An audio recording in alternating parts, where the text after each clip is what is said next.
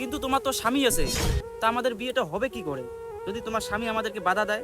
আর আমার বরটাই যদি না থাকে তাহলে কি বলছো? কি করবে তাহলে তুমি? হয় ওকে ডিভোর্স দিয়ে দিব, না হলে ওকে পৃথিবী থেকেই সরিয়ে দিব। ও তুমি এসে গেছো, বসো জল দিয়ে আসছি।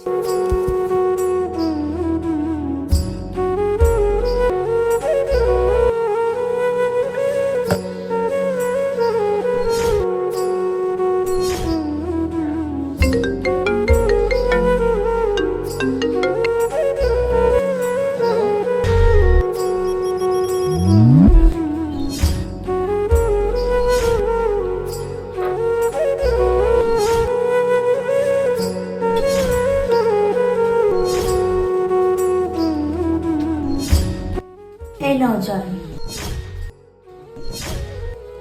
খাও খাও, এটাই তোমার শেষ জল খাওয়া। মরার আগে মানুষকে জল খাওয়াতে হয় না?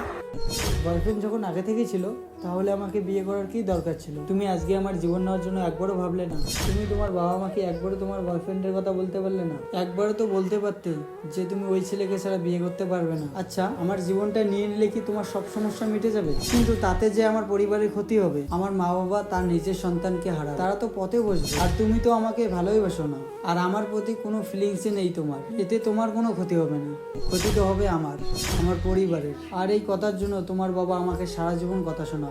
আমি তো তোমাকে বিয়ে করতেই চাইনি, আমার বাড়ি থেকে জোর করে বিয়ে দিয়েছে, কিন্তু আমি তো অন্য কাউকে ভালোবাসি। তুমি যদি অন্য কাউকে ভালোবাসতে তাহলে তাকে বিয়ে করতে পারতে। বাড়ি থেকে যদি না মানতো তাহলে তুমি তার সঙ্গে পালিয়ে যেতে পারতে। তুমি তোমার বয়ফ্রেন্ডের কাছে চলে যাও, আমি ডিভোর্স ফাইল করে পাঠিয়ে দেবো, এতে আমার কোনো অসুবিধা নেই।